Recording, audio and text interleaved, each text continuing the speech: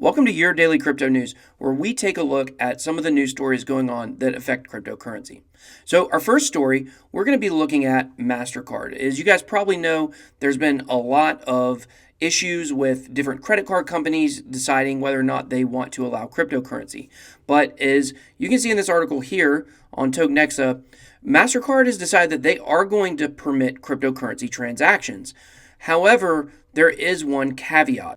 But Mastercard is only going to approve transactions that are by coins that are issued by central banks. So why is this important? Isn't the whole point of cryptocurrency to get rid of the centralized banking system? Well, it's important for adoption reasons because I think the banks and the credit card companies are really starting to feel this tide. The cryptocurrency is coming and there's nothing they can do to stop it. So they might as well go ahead and get on board. Previously, Mastercard was allowing people to do cryptocurrency transactions, but they were charging them fees like it was a cash advance instead of a regular purchase. So this is big news if you have Mastercard, and I just think it's big news for adoption all the way around. So for our second story, we're going to go to Indonesia, and we're going to take a look specifically at the Indonesian stock exchange, the IDX. So according to research, Bitcoin investors are set to outnumber the stock traders in Indonesia. Now, let's put that into perspective for you. There are about 1.18 million people in Indonesia that trade on the IDX. Well, how many people live in Indonesia? It's a small country with a huge population.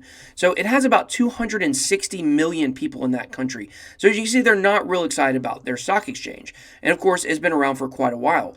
So this is exciting news for Bitcoin investors because at the current rate, by the end of 2018, there are probably going to be almost double the amount of Bitcoin investors in Indonesia as there are stock investors. So this could be really huge news if at the current rate, they're adding about 3,000 new Bitcoin investors a day. If it keeps up, any excitement coming out of the eastern side of the world is very important for Bitcoin. So for story number 3, we're going to look at Kevin O'Leary. If you don't know Kevin O'Leary, you probably do. He's from Shark Tank. He's one of the sharks on that show. If you've ever seen it, he's a tough talker. He doesn't play games, and he knows how to make good deals.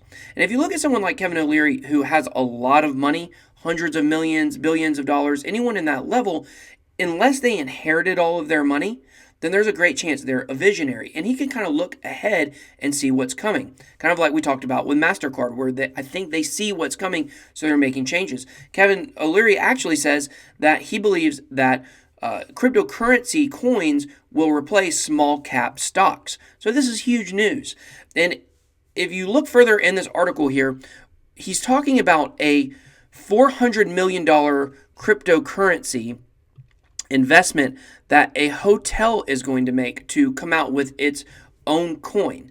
He says he can't reveal which hotel it is, but it's a prestigious brand hotel.